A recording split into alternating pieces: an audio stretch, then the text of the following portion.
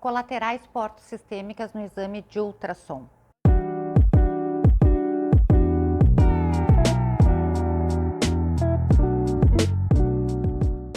Como é que nós identificamos e quais são os vasos colaterais que nós identificamos no exame de ultrassom? São basicamente 4 shunts porto-sistêmicos que são passíveis de avaliação ultrassonográfica na cirrose. 2 do lado do fígado, que são a veia paraumbilical. A veia paraumbilical, ela passa junto ao ligamento redondo.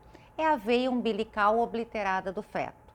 Então, quando nós identificamos junto ao ligamento redondo um vaso, seja ele no modo B, com uma imagem anecoica tubular, ou com o Doppler, uma imagem em vermelho, porque aquele fluxo vai estar se aproximando do nosso transdutor, nós sabemos que esse vaso só pode ser a veia paraumbilical.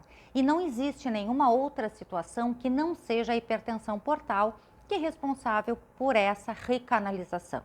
O outro vaso colateral, o segundo, que nós identificamos do lado do hipocôndrio direito, do lado do fígado, é a veia gástrica esquerda.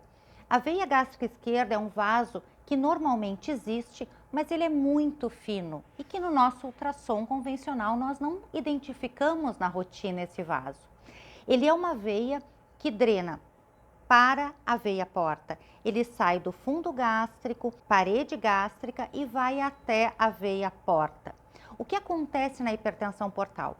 Como a pressão dentro da veia porta ela está muito aumentada, existe uma dilatação deste vaso, desta veia gástrica esquerda, e além disso uma inversão do fluxo, da direção do fluxo. Então, quando o fisiológico é do estômago drenando para a veia porta, na hipertensão portal, agora nós vamos ver um vaso que vai sair da veia porta em direção ao fundo gástrico e que vai ser responsável pelas varizes de estômago e pelas varizes de esôfago. Do lado do baço, do lado esquerdo, nós temos as outras 2 colaterais.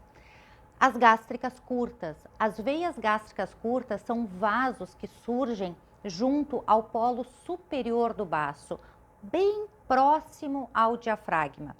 Esses vasos, essas veias gástricas curtas, que normalmente nós não identificamos, elas se dilatam na hipertensão portal e também são responsáveis pelas varizes de fundo gástrico e varizes de esôfago. No outro extremo, ou seja, junto ao polo inferior do baço, nós temos o 4º shunt porto-sistêmico, que é o shunt espleno-renal. Esse shunt espleno-renal, ele é um shunt novo. De todos eles, é o único que é aberto, que é formado na hipertensão portal, os outros todos já existiam essas vias.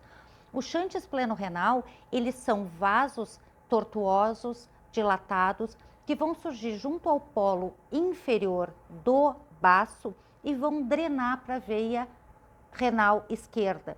Então, em geral, a veia renal esquerda vai estar dilatada, normalmente com mais de 6 milímetros, e nós vamos identificar em um corte transverso do rim esquerdo vasos entre o rim esquerdo e o baço, que normalmente nós não identificamos no nosso ultrassom convencional. Então, essas 4 colaterais, em um paciente com hepatopatia crônica, com cirrose, nos autorizam a colocarmos na nossa conclusão do nosso ultrassom hepatopatia crônica com sinais ecográficos de hipertensão portal.